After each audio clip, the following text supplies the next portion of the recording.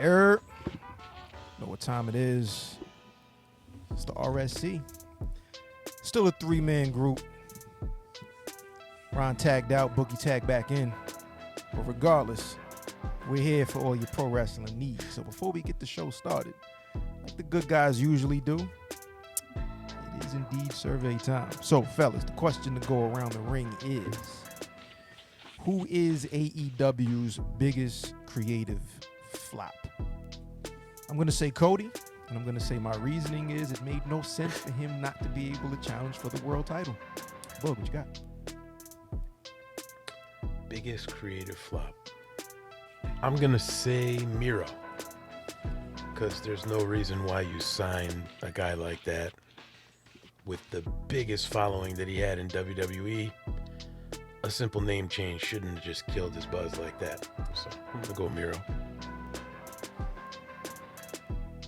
Miro. Boy, oh boy, there's no reason that guy should be sitting out for a year. Not even on deserve. Somebody has to redeem the Redeemer, and somebody has to start the show. Peace to the gods, the Ringside Club pod. My name is A.O. Say you're around the dawn. Blame Boogie while you at it, blame Chad Law. Kayfabe is dead, break the fourth wall. Whatever style, whether it's lucha or strong style. Come through the venue, fly, burn the bar down. Back to the pad, chop it up for the pod. Ringside Club, intro to the squad as the show starts.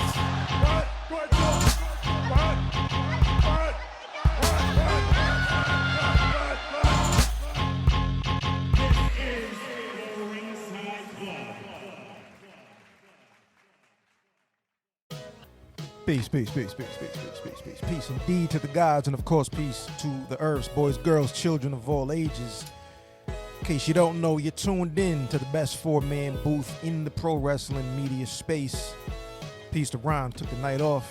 Three of us are going to hold it down, triple threat triad action. Of course, you know, this is the Ringside Club, the mightiest of the mighty, the RSC, broadcasting to you indeed live from the Empire Tri-State. Everything you need to know is at therinsideclub.com, including merch like this. You can hit partofmyfresh.com to get merch like that. We are everywhere. All your social media, TikTok. As long as TikTok is legal, we'll be on TikTok. Twitter, Instagram, and of course you can find the show, subscribe to the show, tell a friend about the show. All the video is over on YouTube, the audio, Spotify, Apple Podcasts, and everywhere else podcasts are available. As far as myself, I am your reigning and defending RSC PPV predictions champion of the world, Craig. Won't be you for don't long, know my King. name.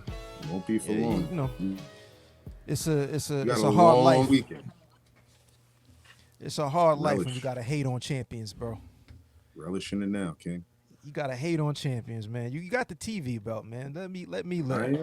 I am. Let me live. The Let champ me is live. returning. This guy.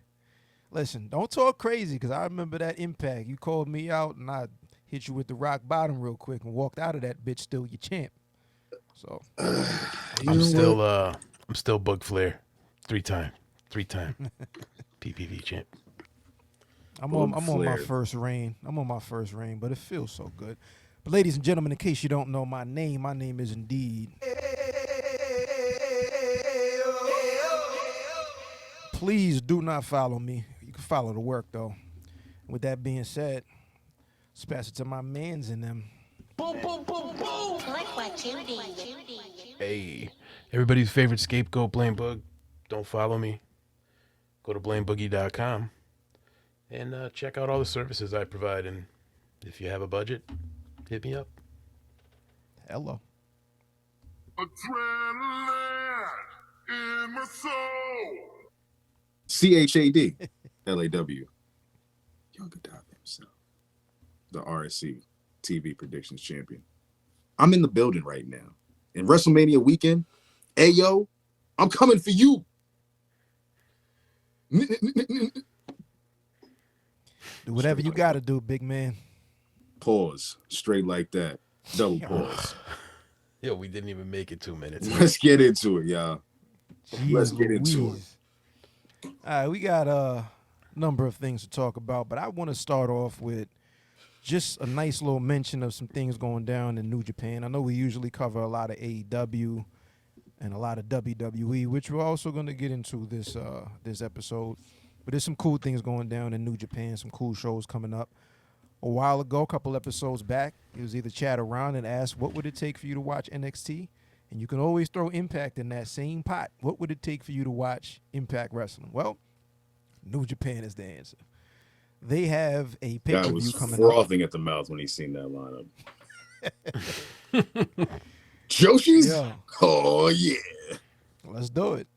Impact Wrestling and New Japan presents Multiverse United on March 30th, which is that next week? I don't even know what today is. You know what I mean? Leading up to Mania week. Yeah, this is the Thursday Mania weekend. And the card looks fire, so I'm gonna just it's in 2 weeks. down the card real quick. For anybody that doesn't know, you got Josh Alexander versus Kushida for the Impact World Championship match. That should be fire. Gonna be a sleeper. Speedball Mike Bailey versus Will Ospreay. Although I saw that Will Ospreay is injured, they got to pull him out of the New Japan Cup. So not sure if he's going to be healthy in time for that. Or Once I saw that match, I was like, yeah, AO's watching that live and direct. Hell He's yeah. pulling off all the plans for that night. Yo, low key, looking at that and whatever else is, that might be the best show or Impact has pay-per-view had in years. that weekend. Not even him. Impact has some. That's the thing about Impact. Impact is like, it's like the AEW pay-per-view build this last time. They may be shaky getting there, but once you throw that pay-per-view, once you spend your pay-per-view dollars, you're getting a good, Impact your is to money's me, worth. after watching the recent Impact episode, I'm gonna let you finish the card. Impact feels like Trader Joe's. It's like off-brand, not really like the one you always want to go to. You can always go to Aldi, Publix, Stop and Shop, Kroger's, King Cullen, whichever one you go to. Trader Joe's, it's like, I could just go to Whole Foods. Maybe I want to get some Trader Joe's today. Try something a little different. And you get it and you're satisfied, but then you're like, I don't know about this Trader Joe's all the time. This is a bit bland. Kind of doesn't really taste like much. That's kind of what the vibes I get when I look at Impact Wrestling a lot of the times. This recent show where I'm just seeing Bully Ray and Tommy Dreamer go back and forth. Questionable signings from Dango, the whole group that has Khan and what's his face. Matter of fact, AL, get through the rest of the card. Let's get to it before I have to tear Impact Wrestling. You talking me out of giving Impact props, bro. And for the record, Trader Joe is like the best spot to go for weird snacks. Like if you got people coming by, you want to get you some weird snacks, you go to Trader Joe's. That is Impact Wrestling. You want a weird snack? Pause. You go to Impact Wrestling. We got Jeff Cobb versus Moose. We Gonna have be a Kenta. Banger. Yeah, big meaty men slapping meat. Yes, that's a heavy pause on the play. A lot of flags on the play on that one. I'm looking forward to Kenta versus Minoru Suzuki like a motherfucker. Another sleeper. That's going to be a banger. X Division Championship. Trey Miguel, Frankie Kazarian, Rich Swann, Kevin Knight, Clark Connors, and Rocky Romero. That's going to be talent. That'll be a good one. Fast-paced match. Your boy Clark Connors. And I'm seeing the Impact Tag Team Championship. The current champs are the Bullet Club, which is Chris Bay and Austin. Ace Austin, yep. Defending against the Motor City Machine Guns, Aussie Open, and the Mighty Don't Kneel. Gonna be a ridiculous match. Unbelievable. This card looks fire. It's gonna be on Fight TV, and I'm probably gonna buy it. Yeah, this card is pretty. I'd venture to say like that weekend, that might be the most slept-on quality pay-per-view of the weekend. Yeah, probably. 1,000%. So that's coming up March 30th, and then I'm just gonna go on record. Notes. I will not be watching this. I mean, hey, this could be one where you could just check the highlights and you'll be like, you know what, I'll go back and check it. Oh, I'm gonna make predictions, but I'm not gonna watch it. Respect, King. Respect. It's like if you go to the casino and you just like bet a bunch of numbers and don't watch and just have somebody just let you know what happens. That type deal. The New Japan Cup, the winner of that cup is a single elimination tournament, like March Madness style. You get a title shot, and the title shot will be at Sakura Genesis against Okada. But there's a lot of speculation. He's probably not going to win. Even if he does win the cup, he ain't winning the title, in my opinion. But the trajectory for Bullet Club leaders is usually a world title. Looking at some of the leaders, like Finn Balor was the founder, so he didn't get a chance to win. But AJ Styles, Omega, Jay White, they were all leaders. You know what I mean? So it'd be interesting to see what they do with David Finlay. Leo Rush is challenging for the light heavyweight championship on March 21st. That's the same day as the New Japan Cup final. Okay. And this is all leading up to Sakura Genesis on April 8th, which is Mercedes Moné's next match. They haven't mentioned who her opponent is going to be yet, but she'll be defending. That's already confirmed. And, of course, the winner of the Cup goes against Okada. So I'll be watching that as well. That's my New Japan report. I'm probably the only person watching any of that shit, but I come and go with the New Japan content. Like I'm there for like my American names. I'm very Americanized with New Japan. I'm sorry to all our Japanese followers of the Ringside Club, but I'm very. It's kind of like it's probably the same with me too. Like I follow the names that I'm really, really familiar with. Zack Sabre Jr. Obviously, I mentioned probably once an episode at this point. But yeah, it's kind of the same thing. Like I tap in to see a handful of people, and then once I'm already watching and I see who else is throwing on a banger, call a spade a spade. After you get past Okada, Tanahashi, Suzuki, and Kenta, I'm pretty much lost in the sauce with the next couple of batch of guys. No disrespect again to our age. They got some young dudes coming up, but that'll be a whole nother segment, another episode. But yeah, that's my little New Japan fill-in. Nothing more American than talking about what happened on Dynamite last night. So we can start off with the rebar mitzvah if you want. Let's all talk about what happened there. I mean, MJF came out in all his glory. He had 4 women on his arms. The guy's got a fucking hysterical. Cheek kiss from 3 of them and tongue the 4th one down. He's just fucking hysterical. When you like good quality entertainment, you can't hate MJF. That's the reason why I'm not going to say he can't be a heel. He would literally disrespect every single one of us right to our face and show us why he's a heel. But great segment. Honestly, I think it's one of AEW's best segments ever as far as AEW talent. We heard Darby Allin speak. We heard Jungle Boy speak. We had Sammy speak, and I didn't hate it. Usually I hate on everything he does. It was a really, really good segment, I think, for all the young talent in AEW and brings all them to the forefront and makes Max's title defenses that are about to come up be a little bit more interesting, in my opinion. It was what fresh. Do you guys think? Yeah, I thought it was fresh to get MJF interacting with some people that aren't already established main eventers. You know what I mean? Yeah. That was Darby's best promo ever. Ever. Easily. He killed that. He was naturally funny. Yeah, he killed that. Even asking Max if he was okay. I like the concern levels. I like the fake. You look like shit. Showing off like that, he's still carrying war wounds around from that 60-minute Iron Man. But match. that goes to show. I lost it when MJF came out and he held the belt up. I was like, nah, I am Iron Man. There's only a few people that actually say that shit, not like a clown. MJF is one of them. I like the fact that MJF is looking like he's really doing anything for this title. He's looking deranged. You know what I'm saying? He's like, yo, it's all about this big Burberry belt. There's nothing else but this belt that exists. And I appreciate that type of storytelling. Yeah. Hey, you continuing? Nah, you got it.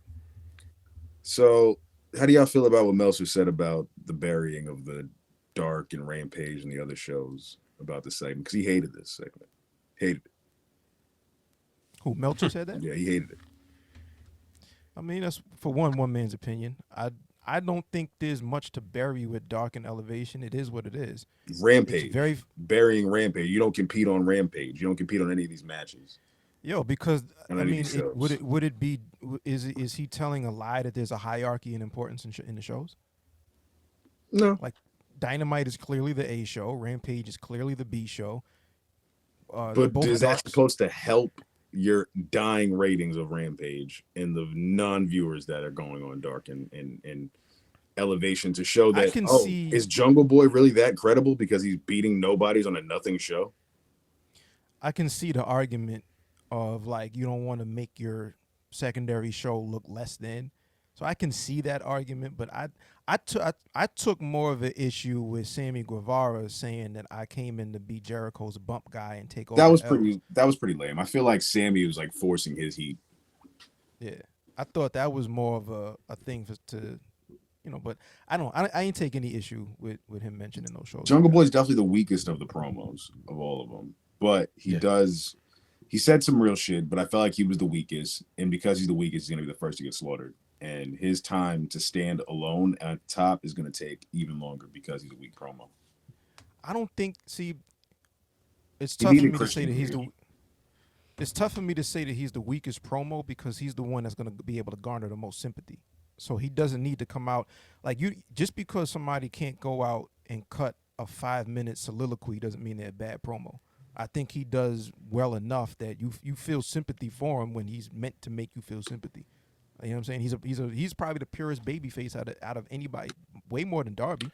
I would say out of all of them, he's the most, and I don't know if this is what Chad feels, but this is the way I feel. He's the most unbelievable when he speaks. That's Like, why I say don't he's gonna really be the believe first to him. get slaughtered. Yeah. You don't compete on Rampage and Dark.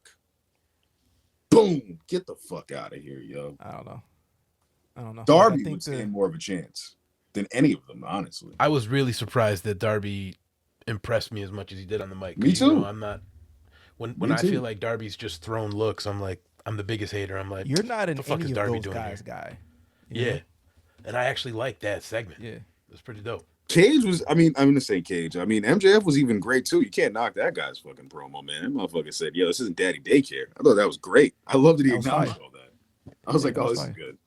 This is good. I'm glad he acknowledged the fact that all of them have older eldermen of the wrestling league behind them, and looking MJF's out. like, I do this on my own. I'll kill all of them. Right. Bring them to me. And I think that's going to be dope to see Sting and MJF interact amongst the Darby feud. You know what I'm saying? Wherever it goes with Sammy. Who knows, Something man? else from AEW. How do you guys feel about this whole heel turn for the BCC? I like it. Not sold yet. What do they 'Cause got? you're a Mox guy, so I want to know from Chad like how Yeah. Chad feels. They've got to literally kill a fan for me to be like, oh, this guy's hated, man. Right. They've got to legitimately start beating up fans. Who wants to boo Claudio Castagnoli? He's a great Not wrestler me. with no personality. I don't even not like him. Like, why would I want to boo him? Wheeler I'll boo Yuta, Yuta. great wrestler, no personality. Why would I want to go again? Like, it's like, why do I want to go out of my way to boo these guys? Moxley, I love Moxley. We all love Moxley. Why do we want to boo this guy? We've watched him beat up everyone heel and face for the last 3.5 years of AEW. Why do I want to boo him now? Right. Why? I don't know. I like it. I don't. Keep I him as think the tweeners. Nah, fuck that. Fuck a tweener. I don't want to see a tweener. I want somebody with a clearly defined. Because like if you keep Mox as a tweener, he's gonna get cheered. So fuck that. Make him a heel. And by doing despicable shit like winning all after Wheeler hit somebody with a belt or whatever he hit somebody with, like attack a commentator, jump all of the faces, attack somebody from behind. Even it's kind of jumping the line, but them backing down at the end of the show is very un-BCC like. This is going to be really unpopular, but you want to know my honest opinion? Mox is so loved. I think the only way you could get the crowd to hate him is if he did some like messed up shit in a promo to his wife because she works there. Yo, He can that get heat or by literally disrespecting his wife, but that's probably it. that or Death Rider fan. Like he'd have to literally do something insane for us to be like, I don't know, man. I don't think it's that complicated. I think there's little tweaks you do here and there. I think, if to get somebody to boo Mox, number one, you cut that song. You don't come out to songs that people like. You Word. stop coming through the crowd. You come down the ramp. You stop wearing the cargo pants and you don't throw on the New Japan tights. Like you change details about somebody that they, the things that people like. You take all that shit away. Stop coming through the crowd. All which that. I think will be character development as That's we all get you need. further into the year when Bryan Danielson comes back and realizes this ain't the same Blackpool Combat Club that he last. That's all you need. Yo, my favorite dude right now is Wheeler Yuta out of that group, right? You absolutely do not like Wheeler Yuta. You know what I mean? Like, it's probably cheating because I watched a lot of his work on his last couple of episodes of Ring of Honor too. and he's doing all kind of shit as far as like cheating, doing things behind the ref's back. He can still wrestle, but the point is, you see like the poison of Mox be violent, be violent, be violent. The best example of all that, the best result rather, is seeing what Wheeler Yuta is turning into. Like, Maybe yo, that. you used to be a dude that was a pure wrestler. Now you're out here just cheating and hitting people with shit. And all, You're the you know. pure champion, and you fought Danny Garcia in the same precedence, and now look at you. Yeah. Word. So I don't know. I like it. The other thing I was gonna say, obviously, we had dun dun dun another Jade squash match, but you know, I guess it ended in the debut of Taya Valkyrie, so that was cool. But I don't know, man. I hate to be the negative Nancy here or whatever, but it's like, yo, like Go ahead and say if it. we don't get a Jade Cargill match that looks like something other than, I don't know, give me two teams that shouldn't be facing each other, like the Lakers versus a high school basketball team. Like, I just need to see Jade actually getting some kind of competition. Like, I can't watch another squash match. Like, I just can't deal with it. It's just, there's no point. At this point, I feel like they're almost disrespecting her by just serving her up squash match after squash match. It's too much for me. Tony Khan is so sick. I think he'll give us till 100. Nah. He might. I think that problem is solved, and that's the reason why you brought Taya in. Like macro, taking a step back, I 1,000% agree. Like another Jade squash match, another squash. But micro, just looking at the episode, first of all, I didn't mind the squash specifically because it was done for a reason. It was done to swerve, like what you We knew weren't something gonna was do. coming. We just 100%. didn't know what was happening. Yeah, So I it felt would have that. been trash if you have Taya come out and then wrestle Jade immediately, because then we get into our other bag of like, there's no build, there's no story, there's no build, there's no story. So they're going to build first. Like there's a built-in story based on the fact that they both have the same finisher. Road to So, Valhalla. Yeah, you can start talking, doing shit about that. You can have the fact that Taya is a comparable size. So not only can you not, I have more experience, but I can just straight up go with you if we need to go there. You know what I Former mean? So world now you champion. can't, you can't multi-world intimidate me. champion. I have the credentials. I'm a world champ at so many different organizations. So I think that problem is fixed in the sense of she may have a couple of squash matches, but now it's leading towards the eventual showdown Something. with Taya. You know what I'm saying? Gotcha. And Taya is probably one of the best opponents for her because, again, all of that experience and the size, so it doesn't look like a mismatch. Yeah. I think she's She going can to carry her in the ring. 100%.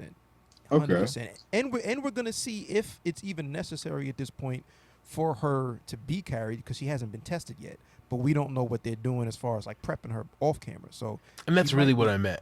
Yeah. We don't even know what she's capable of because Right. all we're seeing is takedown, power Yeah. move, the pump finisher. kick. Yeah, it's real quick, less than a minute, 45-second type of matches. This But, like, all it's sounds all right. good. It really does sound good. But enter Athena. Enter everyone else that they have said is going to come through and knock down Jade Cargill that matters. And then you got Athena somewhere blundering on a Ring of Honor. Ty Valkyrie is not. I think she's the same size, Oh, if I'm not man. mistaken. It's not a blunder, my guy. Yo, I mean, I don't have any belief that Ty Valkyrie is going to do the job. It's a nice pop. It's cool, but do I have any faith that she'll be the one to do it? How could you bypass the rest of the women's division and go right to Ty Valkyrie just for a pop because she debuted? And she's the MLW Credentials. champion, credentials and all that. That's cool, but Credentials. that's the next TBS champion. She gets to skip the line. She gets to come through and skip the line of the entire Yeah, women's division. because it's a call-out championship. Of course. You call your shot with the TNT and the TBS. She can defeat Jade when women of the same size, like and even bigger, like Nyla Rose, couldn't do it. I don't see you're missing. I don't think that she necessarily does beat Jade. I think she gives Jade competition. I don't know who's going to win the match. I got to see what they're building to. I think predictions see how in we get history. there. I think history has shown that Jade's gonna win, and I'd put my money on Jade. Cool. I'm not mad at her I'll put my continuing money her on Jade. reign. That ain't the problem. The problem is nothing interesting. There's no competition. If Jade is in a competitive, like a nice angle where they're building, even it doesn't have to build to the next pay-per-view, just to a big show. If they build for a month, and then in a month on Dynamite, we get a match. That's the main event, Jade versus Taya. As long as what we did to get there is interesting, I don't give a shit who wins. Jade got to be doing more, man. We all in agreement that Jade's got to be in the main contention by the end of this year. She has to be doing something serious. She has to be beating up Toni Storm, Soraya, somebody, Jamie Hayter. Yeah. There's no reason she needs to be doing this continuous squash matches. Ty Valkyrie pop, awesome, love her there, but I'm not sold, yo. Just not sold. And for the record, man, Athena's killing it. Like she had, if y'all ain't see the match, match, you got Honor Club, you know. The match with her and Willow was crazy. That's the point. Yo, you put stars or people that are notable in Ring of Honor to drive subscriptions up. So I'm watching Ring of Honor and I see Athena kill it. She's doing some of the best work of her career since I've seen her in NXT. She's strong as hell, bro. Hell yeah. So that match she had against Willow was fire. So I still say we bring the NWA Women's Champion in against Jade Cargill. Have a fist Camille fight. and Jade is fire, but I don't want anything from the NWA coming to AEW. I want no parts of that. I want no cross promotion. I want no Tyrus on my Dynamite. We got to draw the line somewhere. Speaking of which, we didn't see Nick Aldis pop up anywhere. I thought he would have been somewhere by now. You want to bet Nick Aldis is retiring? I don't know what he's doing. Like it's entirely possible. I think he's gonna call it a day. Surprise. Bro. I think he's gonna pack it up, man. But he's not even that old. Like he's not. Don't retire. But I think he's gonna pack it up. Either. Nobody's calling for him right now. He should have been made a move. Nick Aldis might have been the most biggest independent blunder if you had to ask a survey question. Like, holy shit, why is he not with somebody? How's he not with Impact at least right now, giving Josh Alexander a run for his money? Or it could be on the other side is like maybe people know some shit that we don't, and they just don't fuck with him. They don't want him. He's on some Marty Scurll, Tessa Blanchard shit. Oh, yucks. Yuck. A few more things happened on Dynamite this week. Obviously, you had your regular Jay Lethal, Jeff Jarrett. Jeff Jarrett's the this god. Time it wasn't a match. Jeff Jarrett is the motherfucking god. Put some respect. Yeah, he was. Put some Ringside Club respect on Jeff Jarrett's name. What was my topic last week? Team Lethal. And look at that, niggas and nigglets. Jeff Jarrett is running the motherfucking arena. Top of the line heel. Matter of fact, that's my theme song next week. That's my theme song moving forward, actually. I need that. I need that entrance as my theme, yo, because honestly, did you see my man's was trending, dogs? No, I will say he was trending. In my own head the other day, I was just sitting there and I'm like, there's no reason why Jeff Jarrett should be the age he is and be this good still, yo. This is crazy. I was like, who is hating Jeff Jarrett right now? Yo, who? Hot take right now. Him. He's better than Jericho, bro. I have, honestly, as far as heel heat, like genuine, like, yo, I can't stand this guy. Jeff Jarrett took me back to the 04 FSN Network Friday afternoon Impact Zone when he was doing outlandish things to retain the NWA title against Jeff Hardy, Rhino, Monty Brown, Kevin Nash, DDP, the entirety of pro wrestling at that point. And I was like, wow, I'm enjoying this more than I ever used to back in the day. Like he's doing this, the run-ins. He's an amazing antagonist. And I think as long as he maintains being the antagonist, he's going to thrive no matter what position he's in. He just happens to be in a creative one with the company he works for. So, shit. Did you see? If he keeps bringing ratings, I love Twitter. Twitter was literally preparing for Jeff Jarrett to win that title last night. Like, Jeff Jarrett's about to become international champion. But I could have believed it. I was saying it in our chat. I'm like, all right. The way Orange Cassidy's been booked, we know he's not dropping the belt. But if he did drop it to Jeff Jarrett, the internet would lose their shit. Just like the internet lost their shit when they thought the Acclaimed dropped the belts to Jarrett and Lethal. I don't know. Whenever this guy's in the picture, there's literally nuclear heat. I don't know what it is about him. Maybe it's because he hates rap. I don't know. Nah, he got them J's on. He be chilling. He be having them J's on. Remember the he hates the rap. The I hate rap is crap campaign from back in the day. Yeah. Jeff Jarrett does his job as a heel in the sense that like I think it's so difficult nowadays to get people to boo, like especially like a crowd like an AEW fans. Like I think in WWE, I've been seeing theories where a lot of the fans that used to like kind of take over the shows and boo the people and chant CM Punk and all that, they're all going to AEW shows now. So the fans that go to WWE is like your families that are participate in the show and boo who you're supposed to boo for the most part, cheer who you're supposed to cheer. They play along with the storyline. So I think it's a lot harder for somebody like Jeff Jarrett or just for a heel in general to get booed at a fucking I'm reading every spoiler type of crowd like AEW.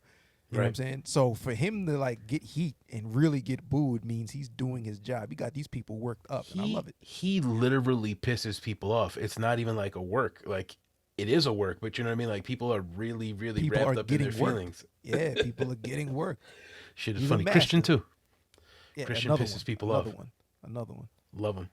I would actually like to see Christian as the international champion. If we're gonna be honest, if anyone's gonna take that belt and be in that seasoned club, the elder statesmen that are wrestling still in AEW, I'd like to see that. We also had the QTV segment with Hobbs, which we all just said we loved. Hobbs, I don't care, man. Hobbs is another one I'm always going to cheer from. Hobbs is in our fucking intro package. Like, we love Hobbs here. There ain't no Hobbs hate over here.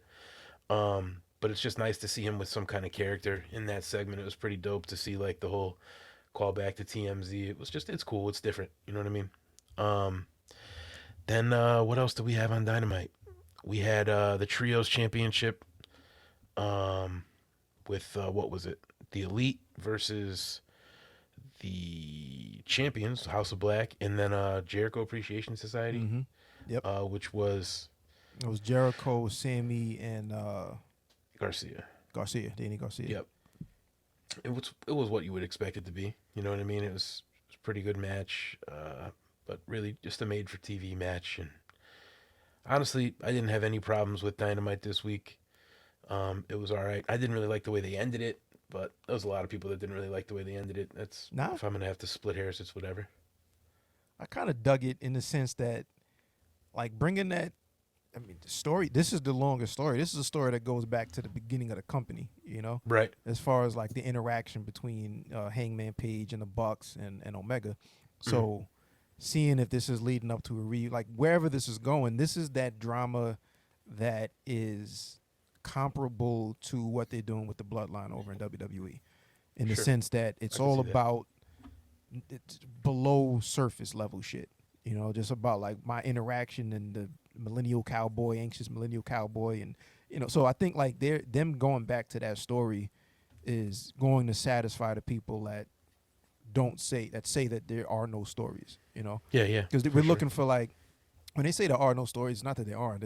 Everything is a story. It's just for one, they'll tell the story and then drop it and come back to it 6 months later, which kills momentum a lot of the time.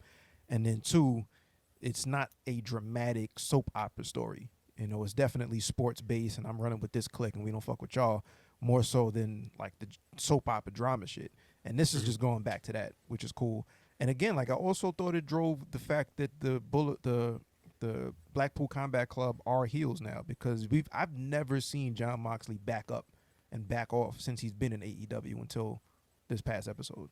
Like it's never happened. So that by itself is a little, you know, Cesaro, Claudio and Yuta to the side, seeing Mox back up is like, all right, they're doing the right things here. Little by little, he's shedding that skin of being the guy that, no, I want to fight everybody and take on everybody and be the leader of AEW and the locker room leader for whatever dirt sheet shit you read. I'm stripping all that shit away.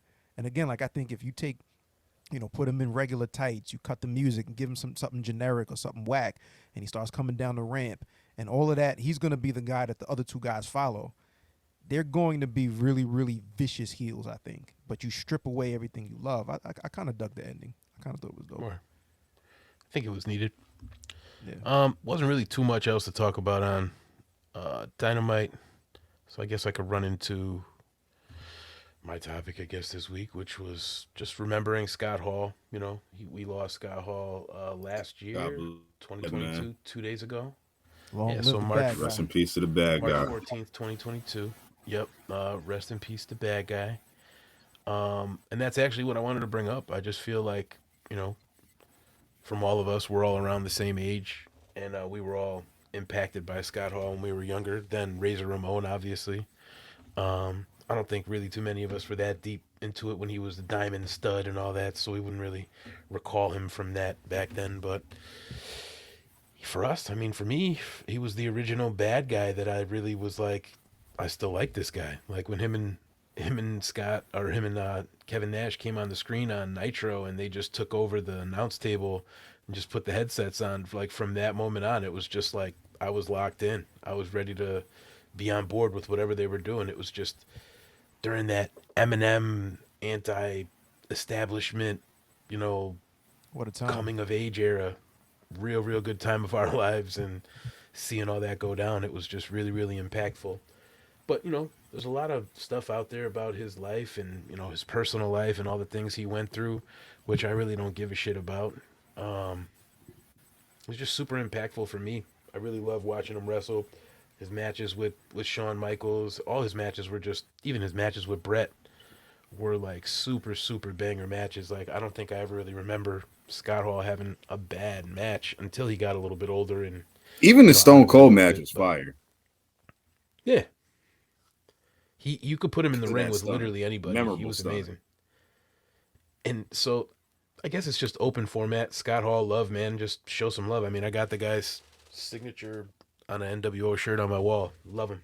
I couldn't say a bad word about him.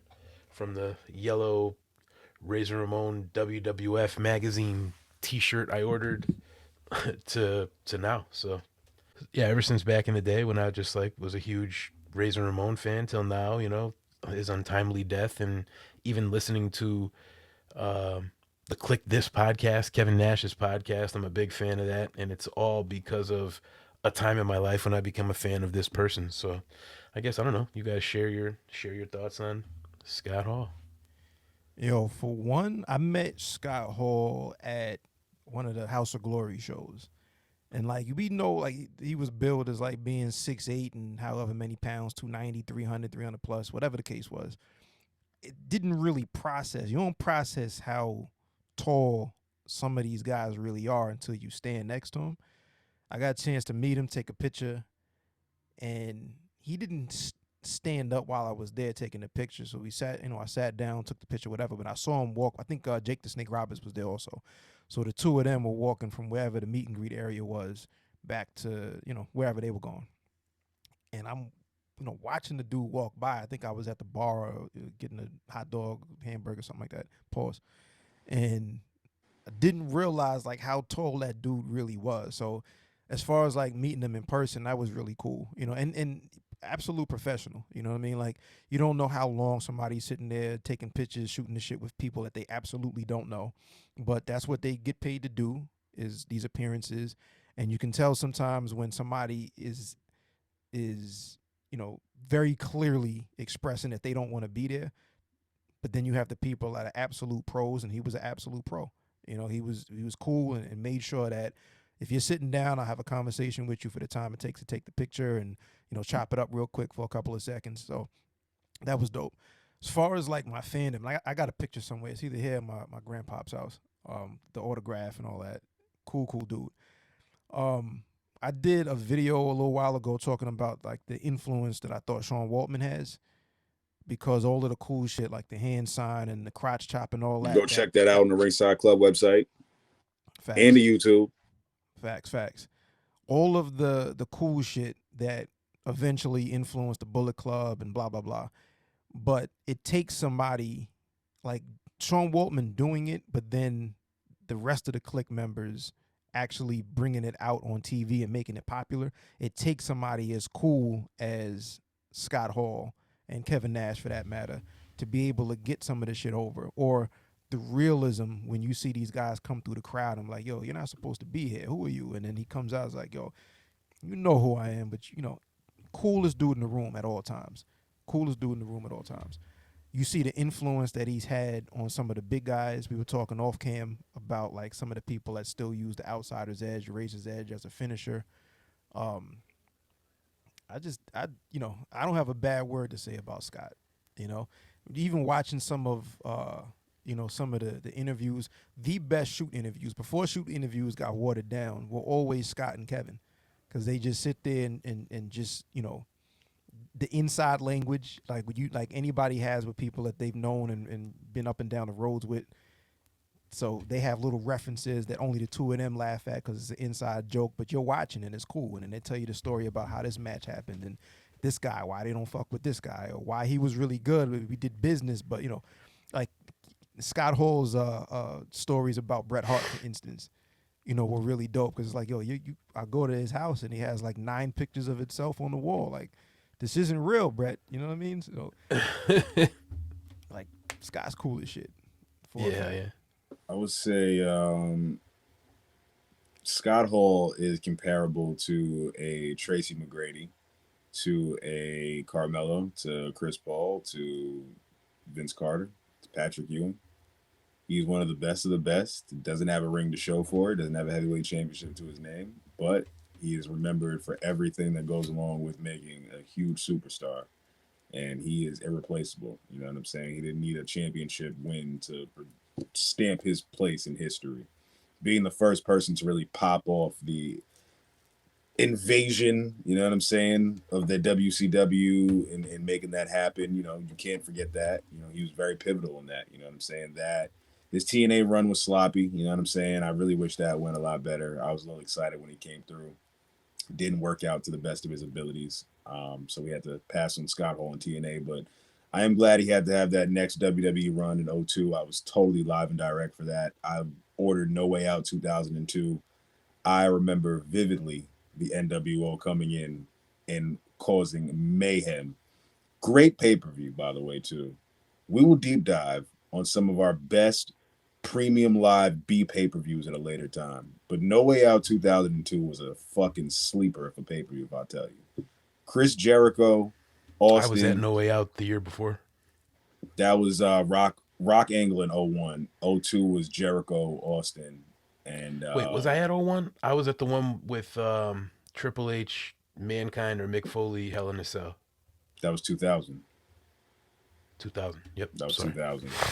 Yeah, so I remember when Scott Hall came back, and like that was really my first introduction to Scott Hall. I was 10 years old, you know what I'm saying? So I was really just like, oh, this is the guy that everyone on the message boards talks about. Oh. So like I really got to see like heel NWO Scott Hall as my first real like, oh, this is Scott Hall. This is fire.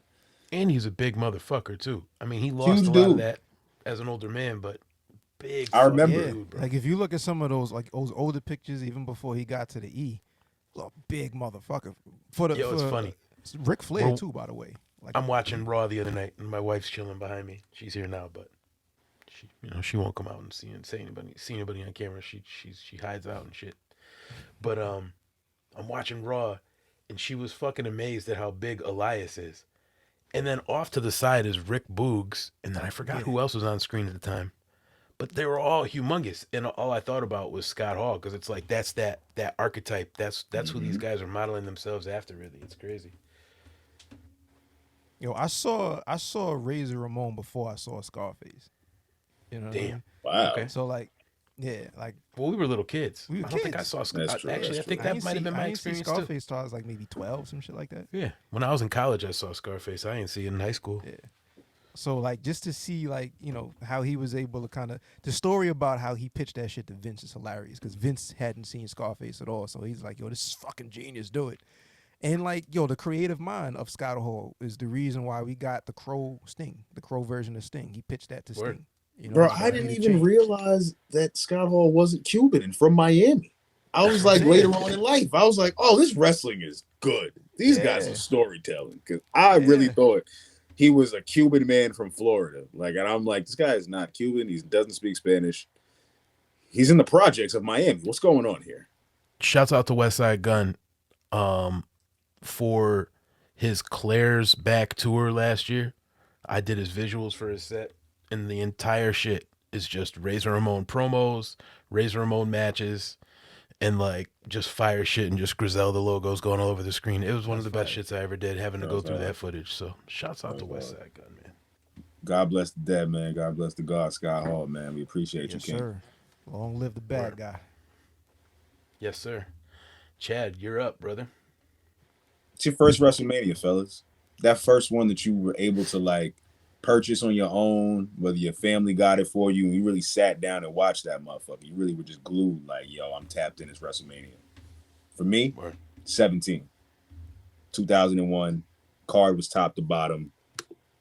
Honestly, I watched that pay-per-view back, and that show was rocking. Like, let me run down the card for you for that WrestleMania. You know what I'm saying? In case any of y'all forgot that no WrestleMania 17.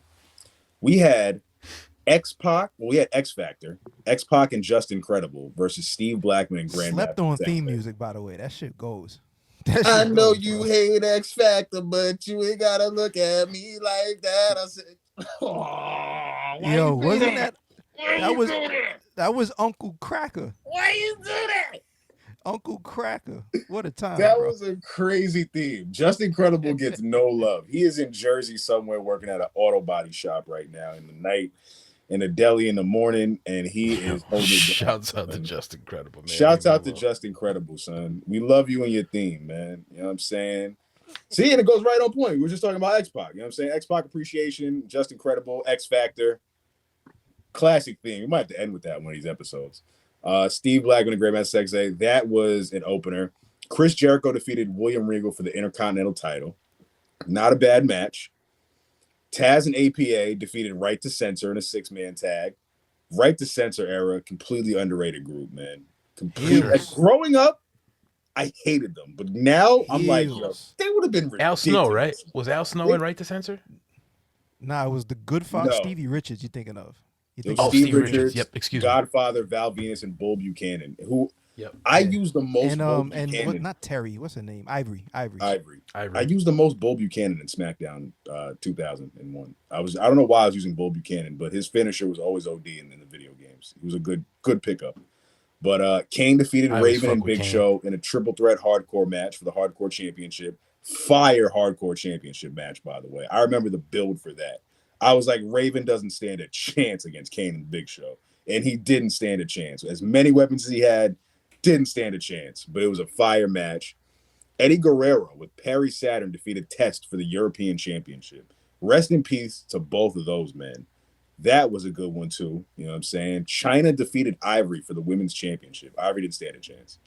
Looking back now, what a Women's Championship that would have been. Like, in our Smart era, we would have been like, yo, this is the Women's Championship match for WrestleMania. Ivory thinks she's going to beat China.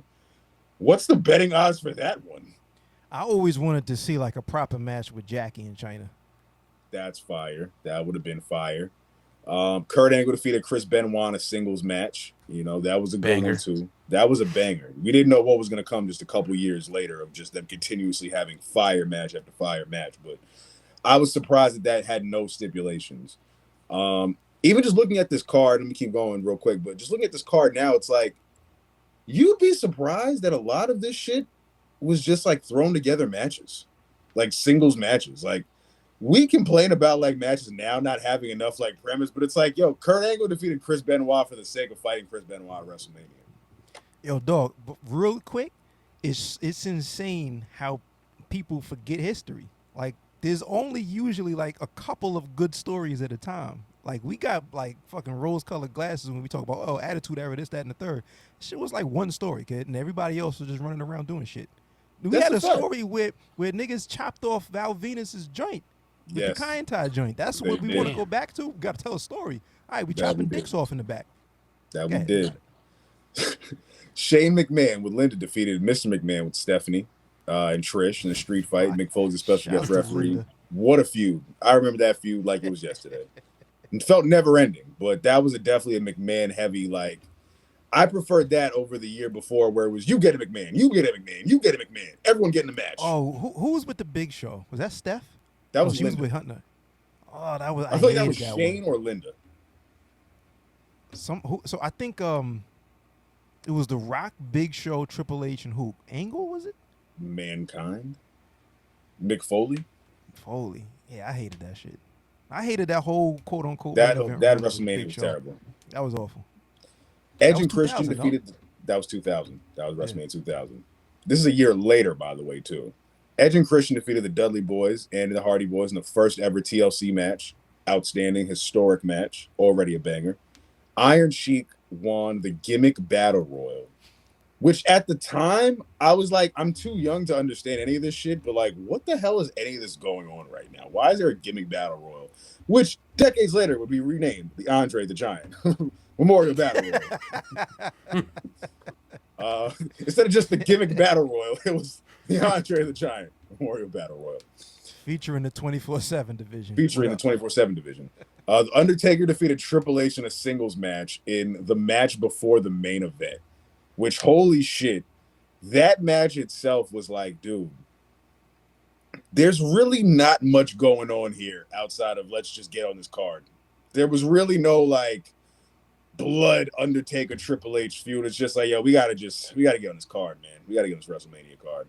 And Austin defeated The Rock in no disqualification for the WWE Championship in the worst swerve probably I've ever seen in my life. Maybe not. I'll hold me to that one, but that might be one of the worst swerves I've seen as a wrestling fanatic growing up. Yo, all they needed to do was just have McMahon come down past the chair, hit him one time. They overplayed it. They did way too much. Word. Bro, I really didn't believe. I was just like, why? At the time, I didn't understand it. Although I was on the feds and the message boards, I didn't get it. You know what I'm saying? I was trying to understand it, but looking back now, I'm like, yo, that was the worst shit they could have ever done. Like, that was terrible. Like, and us then now, coming out of that, the same way we was just talking about Mox and what they got to do. The reason why that good point. Like Austin did some of his best work, I thought, like entertainment wise, but why the heel character didn't get over because they just didn't change enough about the character. He still Agreed. had too much that you loved about him. Agreed. That was my take for literally my first WrestleMania. Banger WrestleMania, honestly. Like, if y'all haven't checked that out, watch WrestleMania 17 wherever you can. Top to bottom. X7, top to bottom, Houston Astrodome. The pop in that building when anything of that mattered went on, like primetime wrestling, man. And that was also the beginning of the invasion. That's when we first saw Booker T and we first saw the WCW guys make an appearance on some like, what's going on here? We can't really call it. Why is Booker T here? But this is kind of dope, though. So that was pretty cool. Boog, Ayo, what was y'all first WrestleManias? I'm done talking. But I do have everybody's card pulled up whenever y'all ready. Word, I pulled. I got 10. WrestleMania 10. Oh, excuse me, WrestleMania 12. Pardon me. 12. Yeah, WrestleMania 12. I just pulled it up, and I'm looking at the card. 8 matches here. We got the Body Donnas. Before I even get to the card, I forgot all about them. Yeah. Peace to my guy Uncle Willie. Uncle Willie is my grandfather's best friend, and he's who I used to go to. He had the basement out in Queens. Big screen TV, surround sound. You used to be able to turn the light switch on and you hear CD1 on 1.9 play out the bathroom speakers. Fire. Amazing. But he's who I used to go. That was my wrestling hookup. Once he found out that I was a fan, we was there for every pay-per-view afterwards. This was the first WrestleMania that I remember watching, maybe even the first pay-per-view. Body Donnas with Sonny beat the Godwins, Henry Godwin, Phineas Godwin with Hillbilly Jim. That was the tag team match and tag team championship. Lots of overalls. A lot of overalls. FTR would have had a brawl with all of them. They would have loved to have been. Dax will probably watch this match back one day when we have Dax on. We'll be like, yo, Dax, what is one of the worst tag team like matches from a WrestleMania that you've seen? You think you probably want to out wrestle those guys? I don't remember this. I don't remember if this was good or not. I just know it was 5 minutes and 22 seconds. I don't think it could have been that much stellar. They probably just hit fast forward on it. But the Godwins weren't bad. Neither was Skip and Zip for that matter. But that was Skip and Zip. Holy shit! What a name. Crazy. The Huckster fought the Nacho Man to a no contest with Billionaire Ted as the special guest referee. They was wild. My god! This is peak Monday Night War era shit. This is that was pre-pro. That was the pre-show. That should have been the pre-show. So in totality, there was 6 matches in this WrestleMania card. What a time! Yo, Huckster versus the Huckster. Nacho. I remember those skits. I remember Vince was super tight because this is when they right after Hulk got over there. The British Bulldog, Owen Hart, and Vader with Jim Cornette beat Ahmed Johnson, Jake Roberts, and Yokozuna with Mr. Fuji 6-man tag. And if Yoko's team won, he would have received 5 minutes in the ring with Jim Cornette. Rest in peace. That's to a Yoko. very babyface opener, if I've seen one. I'm looking at this, man. Like, Yoko's dead, Vader's dead, Owen Hart's dead, British Bulldog's dead. I think Jim Cornette, Ahmed Johnson, And Jake Roberts are left. and Jake Roberts. I think, is Mr. Fuji dead? Wouldn't put it past. That's Yeah, I don't know. That's crazy. I don't know. Yes, he's deceased. 2016. God bless Mr. Fuji. yeah. Yes, Bunch throw of Hall some of salt. Famers in that match, man. Roddy Piper beat Goldust in the Hollywood Backlot Brawl. I remember that. I remember like that. That was like The a two-part clips. kind of joint. Yeah. That was the clip. It was just a clip match. Like, that's something that they show in clips when they talk about brawls.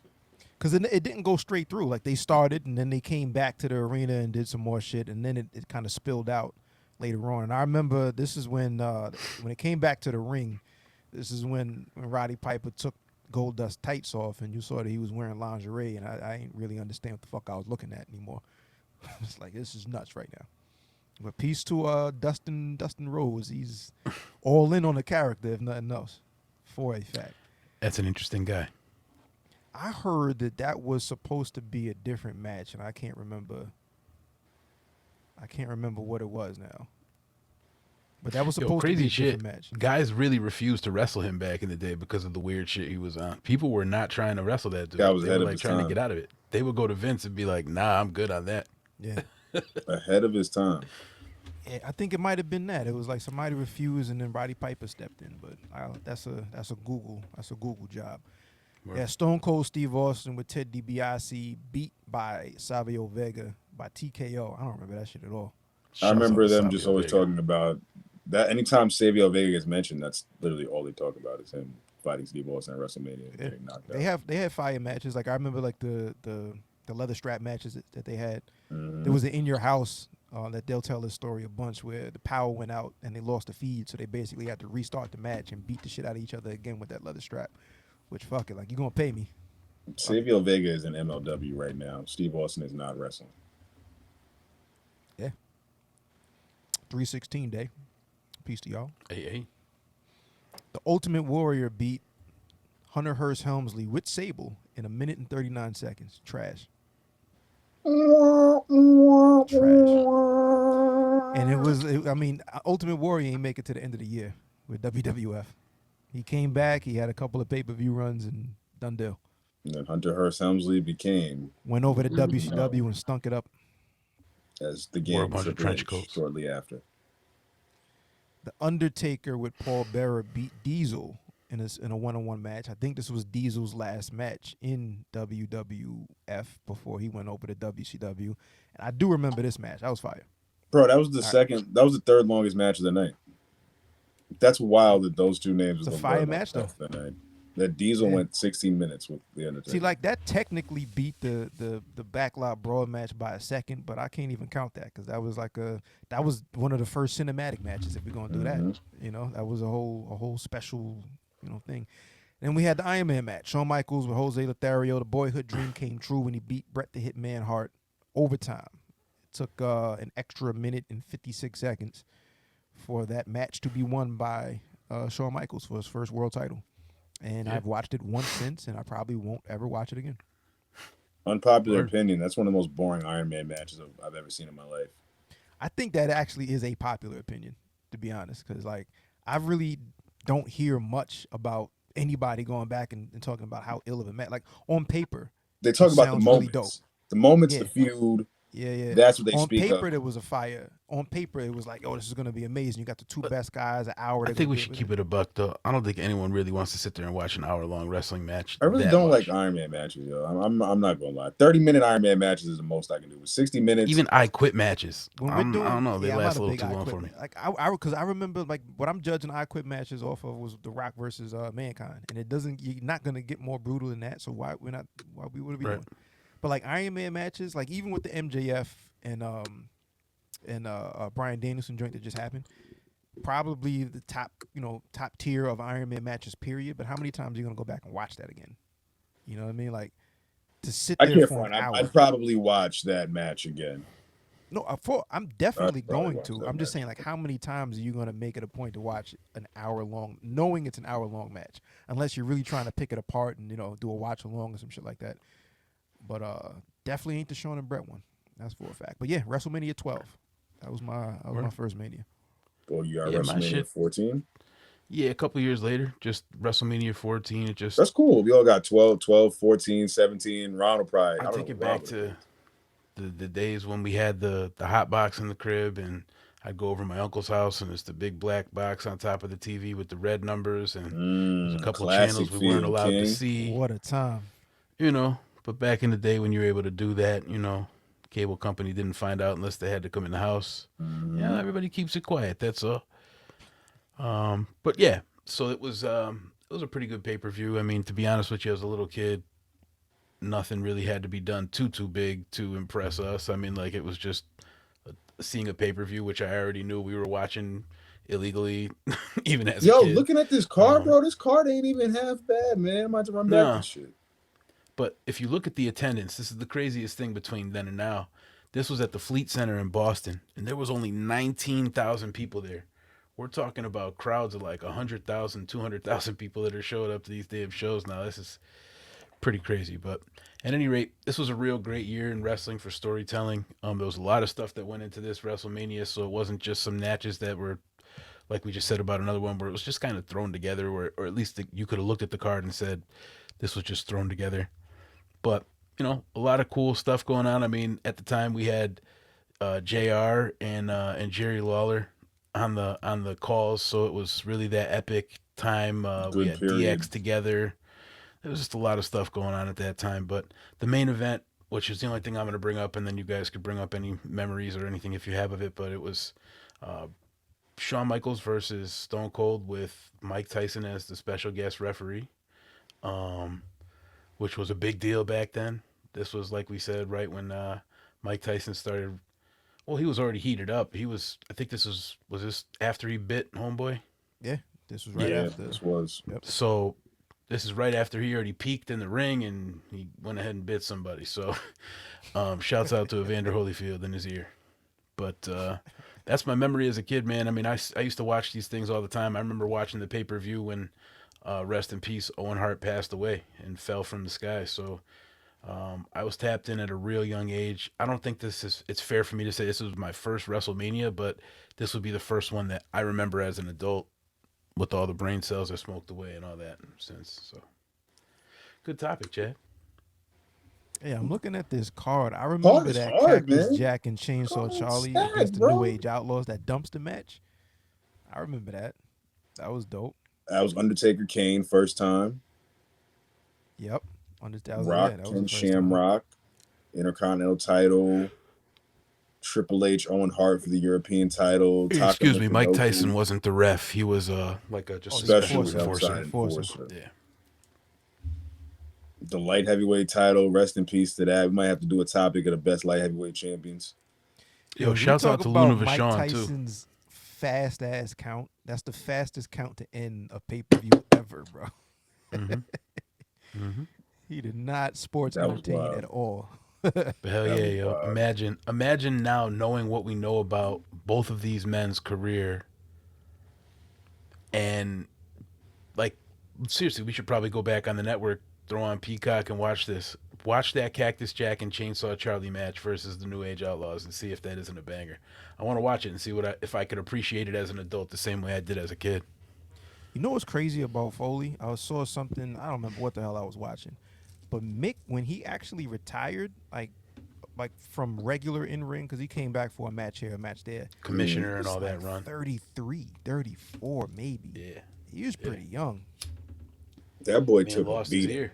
Yeah, Oh, man. yeah. That'll tell you how much he beat his damn body up to retire and be in as rough a shape as he would later on to be. Like 33, 34, like. I don't care what anyone says. I'm 38 right now. I still want to see Foley in AEW. I don't care what anyone says, man. I know he's very. If anybody's gonna critical. be an on-screen authority figure, I'd like to see Mick do it. I would like Mick Foley to make an AEW cameo appearance because I think that pop would be outstanding if Mick Foley went to AEW. Just to even like show up on some like, hey, I'm in Long Island, guys. I'm here. Yeah, UBS. Yeah, you know what I'm saying? I'm in Long Island. It's Mick Foley. I've never been to AEW before.